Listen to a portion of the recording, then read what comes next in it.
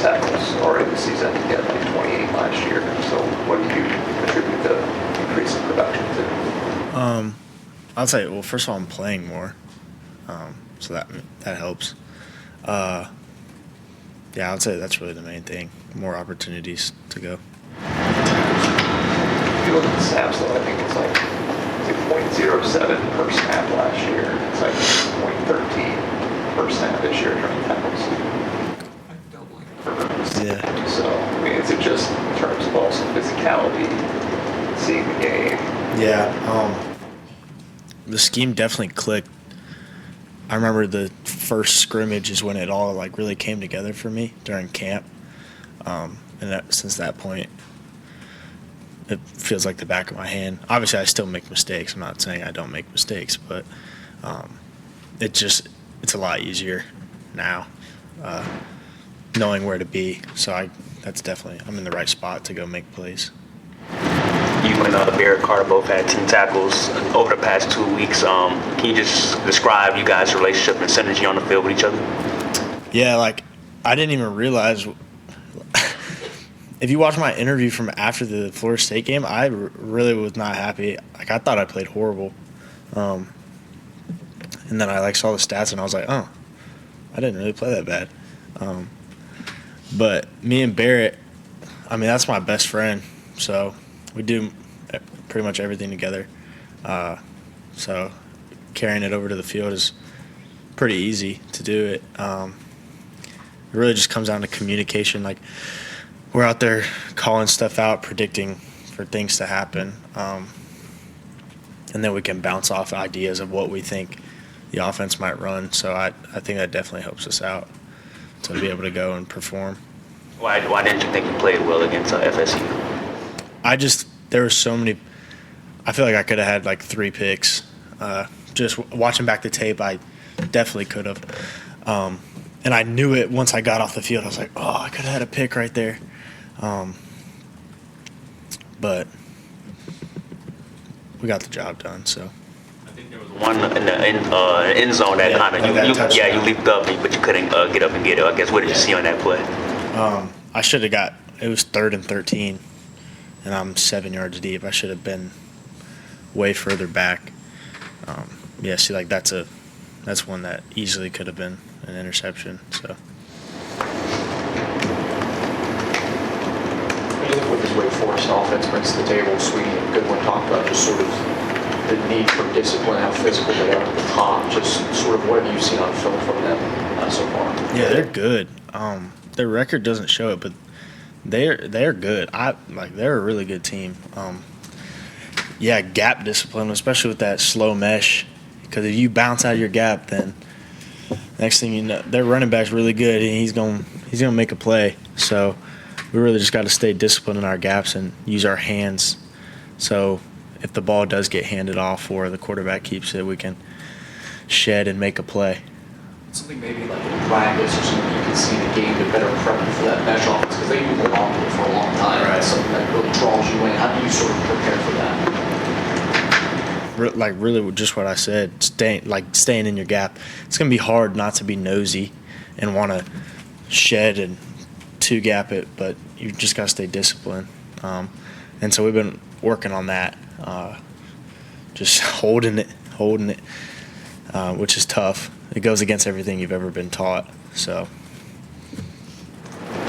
You said that things clicked in that first scrimmage. What is it for a linebacker? Like, what's that final piece? What's that final click?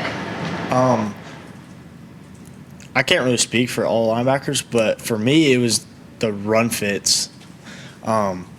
Realizing that majority of all of our run fits are the same. Based on different sets, it's like doing a little bit of math every play. You just count to 3. That's what I do pretty much. But yeah, that's what really clicked for me during camp. Knowing where I'm fitting, and then obviously when we're blitzing off of it, knowing who's replacing and what. How much of that is, though, like you mentioned, like Barrett being one of your best friends, and so how much is that relationship a big part of it? How much is like you said, like knowing who's coming, knowing just where everybody else is and what they're doing, and that trust that comes from knowing, like, you've got a guy like Barrett who knows it better than anybody. I think that's everything. Being able to turn and ask, maybe if I'm not quite sure on something, I can turn and ask him, or I can turn around and ask RJ Mickens or Tyler Venables. I can ask one of them, hey, what's going on here? And they can dish out a quick response is really helpful. We talked to Barrett about just kind of the strength of your guys' room and the closeness of everybody. Adding Sammy Brown to it, he raved about how smart Sammy is. Just what's it been like to kind of see this evolution and the identity develop of your guys' room? It's great to see. We've had pretty much everyone in our room since the spring. So we went through mat drills together, we went through spring ball, we went through summer workouts all together, we went through camp. Yeah, I'm just really proud of how everyone's grown up. We've gotten a lot better, especially since last year, so I'm really proud of that. So you count the threes, basically A gap, B gap, C gap, or? No, like receivers. 1, 2. How do you teach the younger guys to build those relationships so that they can turn to anybody on the field and be like, hey, what's happening on this play, and trust that they're going to know what to do? Well, I mean, part of it is like they're coming to college and they have to make some friends, because unless they know somebody here. So I think part of it is just like stepping out of your shell and meeting new people and making friends with new people. But then one thing that I really talk about is getting up there and watching tape with different positions, like especially the safeties, because the safeties are in the fits with us so much. So being able to talk to them and say, hey, are you fitting here, right, on this play? Or so then when you get on the field, it's just like you were in the film room. You can ask them. Then you can help each other out. Were you a multi-sport athlete growing up? Yeah, it was. What other sports did you play? Baseball, basketball, soccer. All through high school? No, I only played baseball and football in high school, and basketball. How have you seen those other sports translate into what you now do on a football field? How have they helped you? I just think you use so many, like basketball is literally man coverage the entire game if you think about it. I'm covering this guy one-on-one trying to prevent him from going there. And then baseball, I would say that really helps with ball skills, being able to track the ball in the air, and then also change of direction a little bit too, reaction. But I just think all those movements just contribute to you becoming a better athlete. Because if you can use different muscle groups for each sport, this is like kind of sciencey, but use different muscle groups for each sport. So if you're playing the same sport your entire life, you're just going to overwork those muscles and be really developed in one area. Where if you play multiple, then you can, it's almost like you're like baseball uses the term 5 tools. It's like that for every sport. Then you have multiple skills when it comes to everything. So what do you play in baseball? I played third base, outfield. I wasn't really a pitcher. I was a thrower. I couldn't really throw strikes. I threw hard. Were you a slugger at the plate, or more just like a guy? Kinda, I guess. I hit a home run my first at bat in high school, but after that I didn't really perform too well. So. The expectations are obviously high for you guys. You guys have your own. You've mentioned it. Coming off the field, you didn't think you played well because of those couple of moments. How close are you guys to where you think you should be, where you want to be? Dabo keeps talking post game like they did great here. This part wasn't where we wanted. They did great now on this part, and not so much here. I don't really think it's like our job to tell. I think we just got to keep our head down and keep putting in the work every day. Because at the end of the day, if we get satisfied, then we're going to end up hurting ourselves. So really just got to keep our heads down and preach the mindset that we haven't done anything, because in my eyes we really haven't. Like, we're 4-1, we're halfway through the season. Okay, there's so much left. There's so much left that's on the table, and if the season were to end right now, we'd be an average team. So there's just so much left that all of our goals are still there, and there's so much out there for us to do and prove. Seems like Dabo is chasing a different piece of history every game this season, and he never realizes it. Do you guys know sometimes going into the game, and does that ever add any extra motivation to want to go win for that record, wherever it is? Quite frankly, no. Like, I didn't even know he was going to be the ACC until after the game, and I saw Graham Neff in the locker room, and I was like, what's he doing here? And then I said what's up to him, and I did a double take. I was like, oh. And then he gave him the game ball, and I was like, oh, dang. Congrats, coach. But, no, I don't really. I mean, it is pretty sick to be here, like, witnessing all this. Like, last year against Notre Dame, what was that, the most home games or something like that? Yeah, it was something. It's a different piece every Yeah, it was like the winningest Clemson coach ever or something like that. So to be able to experience all that is pretty cool. You talked about how you guys are clicking and you found yourself clicking in the offseason. How does starting an away stretch, playing at FSU, how does that contribute to y'all's chemistry as a whole going forward? Well, at away games, it's only us. Like, there's 80 of us, and that's it. There's a few people in the stands rooting for us, but we're all we got. So really just coming together in those moments and bringing our own energy, because we can't feed off the crowd in an away game. So I think learning to do that, and Coach Sweeney always says great teams win on the road. So being able to go on the road and win is very important. So We were talking to Wes yesterday about the intensity that we don't necessarily get to see, what you guys probably see more. Just telling us about the broken tablet on the sideline once. They obviously are at NC State game. Yeah. And so what's the most intense thing you've seen Wes do? Or? I would say that. Looking back on it, it was pretty funny, and he laughs about it too.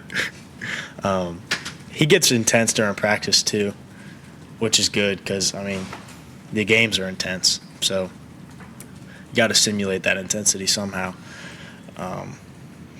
Yeah, the most intense moment, it was probably then. He was pretty intense during Kentucky last year just because that game was so up and down. Yeah, definitely when he broke the iPad. Like, what is he like during the Kentucky game? If he's mad, like, what is it? It's not really, I wouldn't say mad. It's like, it's a passionate game. And then when something happens, you're making a big mistake or whatever, just emotions come out. It's never personal, but. Clemson shared Dabo's post-game speech. You were talking about all the records and all of that. And I think Kyle tweeted that being able to witness a moment like that, he feels like sometimes he's in like a epic sports movie of these great moments. What's it like when Dabo just kind of like love bombs on you guys? Like, he was talking so much about it's about you guys and you guys becoming good men, not about the wins and the records. I mean, that's why we all came here. Obviously, yes, the championships and success on the field is important, and it's a really big factor. But at the end of the day, football is going to end, and this place is making me a better man than what I was when I came here.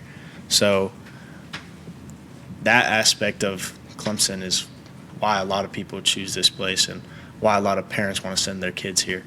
So for him to – he always says it's not about who you play, or it's about how you play, and how we play the game and how we do things here it's different. So I'm really thankful for him because, I mean, he's helped a lot of people out in his tenure here. So, yeah.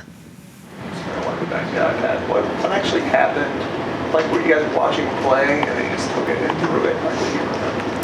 I can't remember exactly like what play it was, but somebody made a mistake and he's like, "Dang it!" and punched it, and I think his ring broke it. Yeah, but it was pretty messed up. Yeah, it was destroyed. You mentioned you wasn't kind of satisfied with your performance against FSU. When you look back at the film and like I know the coach gave out like grades and report cards after games, was that kind of like a deduction that you were expecting, or were you kind of like when you got your grade back, they kind of mark it positive when they reviewed the film? Yeah, well, like when I ran, like typically when I know when I make a mistake on the field. So and then now we have the iPad, so Coach West will tell me. But I was pretty happy with my grade overall. That's what I was saying. Like I watched the tape back and saw my grade, and I was like, oh, I actually didn't play that bad. So. Coach, what he said, sometimes guys kind of like try to argue like why they getting marked down on this and marked down on something else. So have you seen any of those interactions this season? No, I haven't. That's typically like a one-on-one thing with the coach.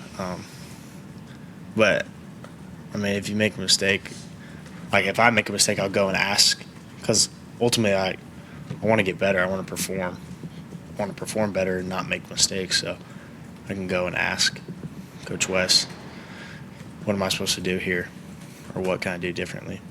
Some of the younger guys kind of reach out to you. You or Barrett as well, like Sammy, D-Cray, if they make a mistake, they just want a perspective from like, what would you have done better? Yeah, for sure.